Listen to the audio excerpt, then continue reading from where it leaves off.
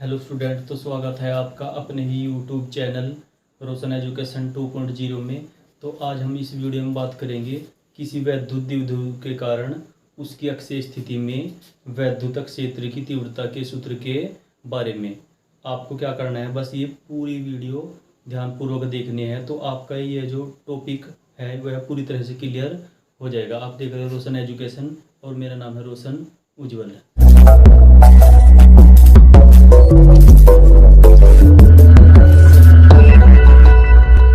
अब हम इसका फिगर बना लेंगे कि इसका फिगर किस प्रकार का होता है। तो मान लीजिए ये कोई वैद्युत द्विध्रुव है, ए बी, जो कि माइनस के क्यू व प्लस क्यू आवेश से मिलकर बना है। और मान लीजिए ये कोई इसका मध्य बिंदु ओ है, और हमें ये पता है कि वैद्युत द्विध्रुव के जो बीच की दूरी होती है वह 12 होती है, यानी एल दूरी हमने ये मान ली और एल दूरी हो जाएगी ये।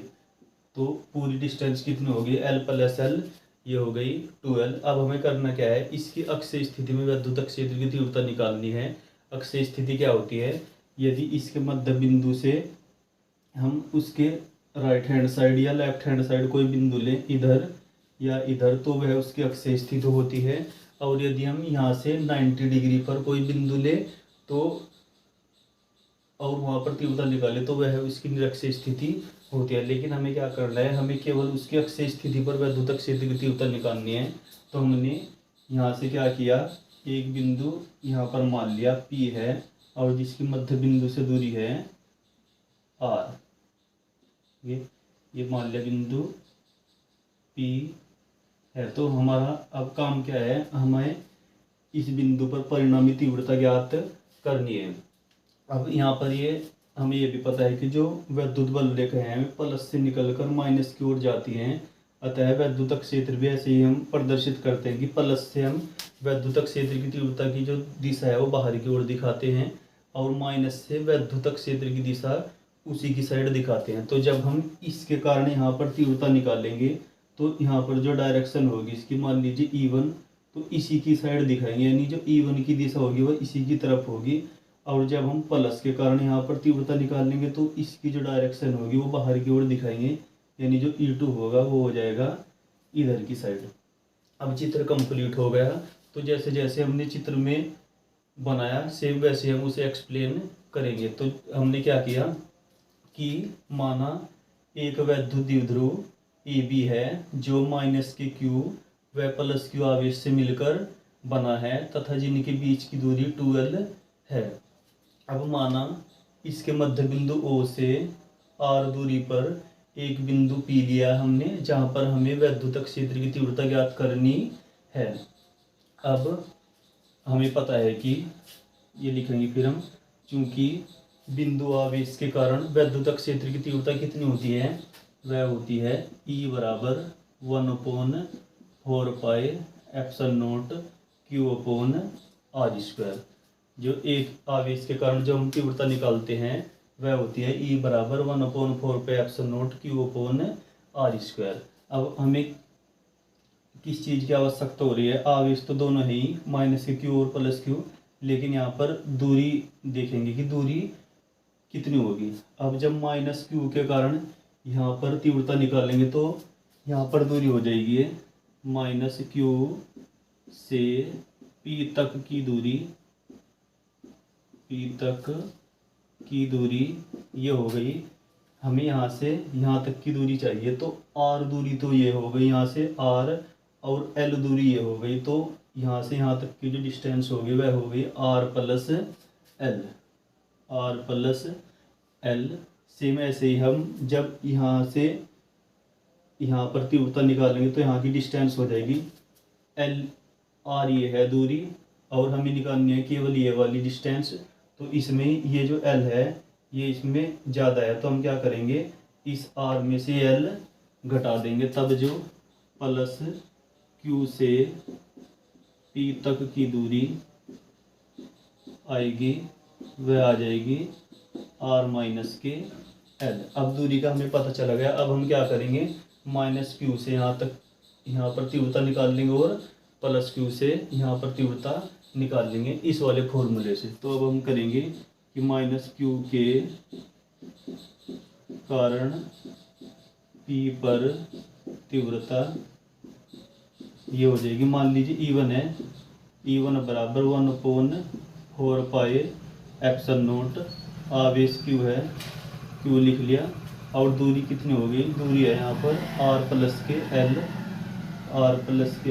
और इसका हो गया स्क्वायर। अब इसकी दिशा भी हम प्रदर्शित कर देंगे। दिशा कैसी है, दिशा हमने यहाँ पर देखो E1 इधर की साइड है, तो इसका मतलब हो जाएगा इधर से इधर की ओर, यानी इसकी दिशा हो गई P से A की ओर, P से A की ओर हो गई इसकी दिशा।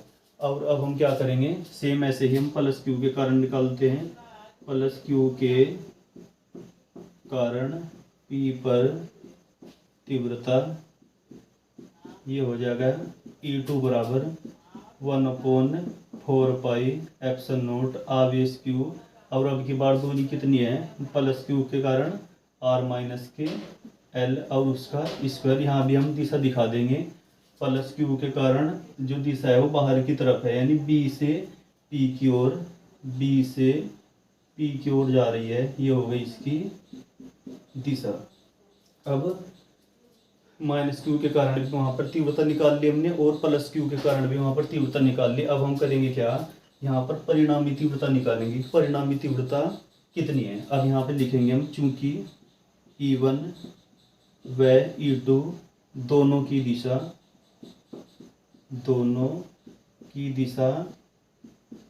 क्या है, E1 की दिशा इधर की साइड और E2 की दिशा उधर की साइड, यानी विपरीत है, दोनों की दिशा विपरीत है, तब P पर परिणामी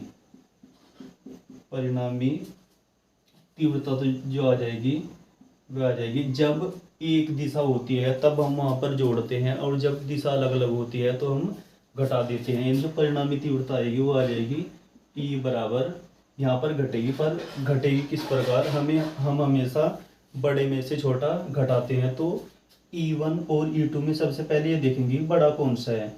इसमें देखो छोटे ये सब तो सेम आ रहे हैं, केवल R माइनस एल इसमें है, इसमें है R प्लस एल, तो इसमें छोटे से भाग हो रही है। जब छोटे से भाग करते हैं किसी संख्या को तो जो उसका आंसर आता है वो बड़ा आता है, तो इसका मतलब है कि E2 इसमें बड़ा है। तब हम क्या करेंगे, E2 में से E1 घटा देंगे, तो E बराबर आ जाएगा E2 की वैल्यू रख देंगे हम 1/4 pi epsilon not Q/R minus L का स्क्वायर, और माइनस E1 की वैल्यू रखेंगे यहाँ से 1/4 pi epsilon not Q/R plus L का स्क्वायर। अब हम इसमें से जो कॉमन आ रहा है उसे ले लेंगे, इसे बस अब हमें हल करना है। 1/4 पाई एप्सिलॉन नॉट, क्यू भी आ रहा है ऊपर से कॉमन, तो क्यू भी ले लीजिए। यहाँ से आ गया 1 माइनस R माइनस एल का square minus 1/R plus L का स्क्वायर। अब इस वाले की मल्टीप्लाई इधर कर लीजिए और इसकी मल्टीप्लाई इधर हो जाएगी, तो E बराबर हो जाएगा यहाँ पे 1/4 पाई एप्सिलॉन नॉट, इसकी गुणा इधर R प्लस एल का square minus R minus L का स्क्वायर। अब नीचे दोनों की मल्टीप्लाई हो जाएगी, यानी ये आ जाएगा R माइनस एल का स्क्वायर और R प्लस एल का स्क्वायर। अब हम कुछ इधर कर लेते हैं, या ये तो हो ही गया होगा, इसे हम साफ कर देते, थोड़ा इधर कर लेंगे। तो यहाँ से E बराबर आ गया, E बराबर देखिए यहाँ पर a प्लस बी के स्क्वायर का फॉर्मूला, और यहाँ पर a माइनस बी के स्क्वायर का फॉर्मूला लग रहा है, तो उसे ही लगा देंगे हम 1/4 पाई एप्सिलॉन नॉट, क्यू तो कॉमन है, ये आ गया R square plus L square plus के 2RL आ जाएगा, R square plus L square plus के 2RL। और इस वाले में क्या करेंगे हम, फॉर्मूला भी लग रहा है, इसमें आ जाएगा R square plus L square minus के 2RL। लेकिन हम जब माइनस से इसमें मल्टीप्लाई करेंगे तो जो प्लस वाले हैं माइनस हो जाएंगे, यानी यहाँ से आ जाएगा ये माइनस के आर स्क्वायर माइनस के एल स्क्वायर प्लस के 2RL प्लस के 2RL हो जाएगा। और नीचे जो आ जाएगा वह होगा, देखो a माइनस बी और a प्लस बी, यानी हो जाएगा a की 2 माइनस b की 2 और दोनों का हो रहा है स्क्वायर। ये तो आ गया e बराबर, देखो ये माइनस और माइनस ये दोनों प्लस हैं, तो आर स्क्वायर एल स्क्वायर यहाँ से कैंसिल हो जाएगा, तो आ जाएगा 1/4 एप्सिलॉन नॉट क्यू, यहाँ पे 2RL और 2RL, ये आ गया 4RL, और जो नीचे की साइड है वो आ जाएगा R square minus L square, उसका हो रहा है स्क्वायर, ये आ गया। अब हमें पता है कि जो वैद्युत द्विध्रुव आघूर्ण होता है P वो 2QL के इक्वल होता है, तो हम क्या करेंगे, इसे उसी में डिवाइड कर देंगे। E बराबर 1/4 एप्सिलॉन नॉट, इस 4 को डिवाइड कर दिया हमने 2 × 2 में, और एक L हो गए, और QR/R square minus L square का स्क्वायर। बस हमने क्या किया, इसे केवल बदला है, 4 को हमने 2 × 2 में तोड़ लिया, L ये जो कहते हो Q और R ये भी जो का तो रख लिया। अब हमें पता है कि 2QL, इसे 2QL लिख लो चाहे, ये बीच की दूरी, और जो वैद्युत द्विध्रुव जो होता है उसके बीच की दूरी और उनमें से जो एक आवेश होता है उसका जो गुणनफल होता है वो 2QL वो P के इक्वल होता है, तब हम इसे P के इक्वल रख देंगे। ये आ जाएगा E बराबर 1/4 एप्सिलॉन नॉट, ये 2 जो का तो इस 2QL की जगह P और R, यहाँ आ गया R square minus L square का स्क्वायर।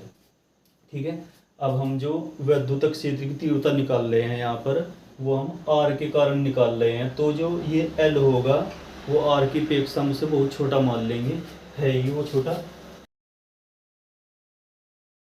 अब हम जो तीव्रता निकाल रहे हैं वो है इस बिंदु O से R दूरी पर निकाल रहे हैं, तब जो L होगा वो R की अपेक्षा बहुत छोटा होगा, तो यही चीज़ हमें लिखेंगे अब, क्योंकि L is less than R, यानी जो L है वह R की अपेक्षा बहुत छोटा है, तब जो L स्क्वायर होगा वह और भी छोटा हो जाएगा।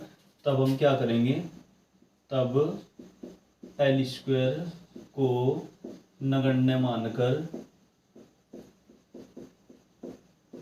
छोड़ देते हैं,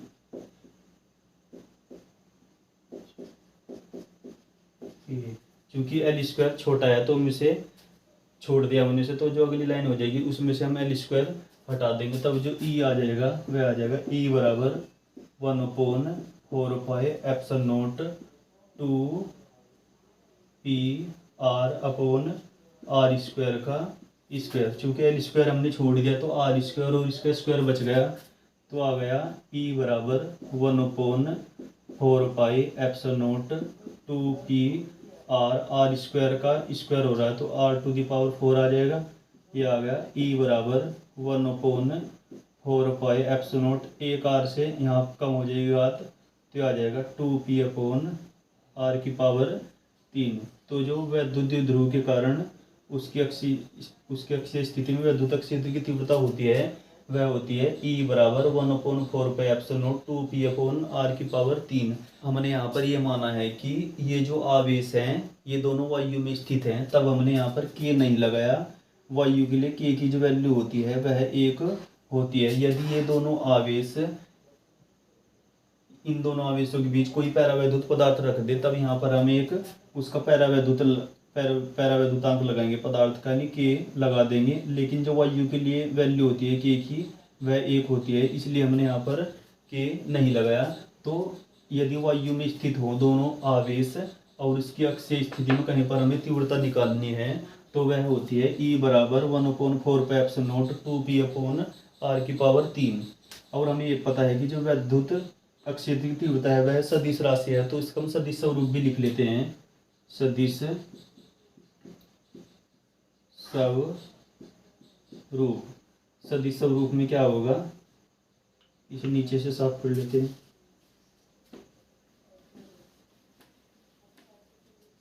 सदिश स्वरूप ई, यहाँ पर हम सदिश का चिन्ह लगा देंगे, 1/4 पाई ε0, इसे जो का तो लिख लेते हैं 2p/r⁴।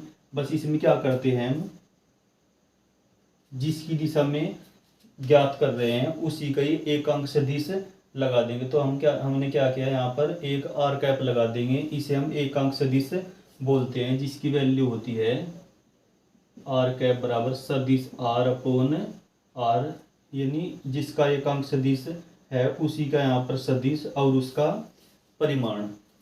तो हम क्या करेंगे, अब इस आर कैप की वैल्यू रख देंगे, तब सदिश ई बराबर आ जाएगा 1/4 पाई ε0 2p, नीचे आर की 3, और इसकी वैल्यू रख देंगे सदिश r/r। तब जो वैद्युतक क्षेत्र की तीव्रता का यहाँ पर सदिश स्वरूप आ जाएगा 1/4 पाई ε0 2p, r⁴ हो जाएगा, और यहाँ पर आ जाएगा सदिश r। तो ये हो जाएगा अक्षीय स्थिति में वैद्युतक क्षेत्र की तीव्रता का सदिश स्वरूप।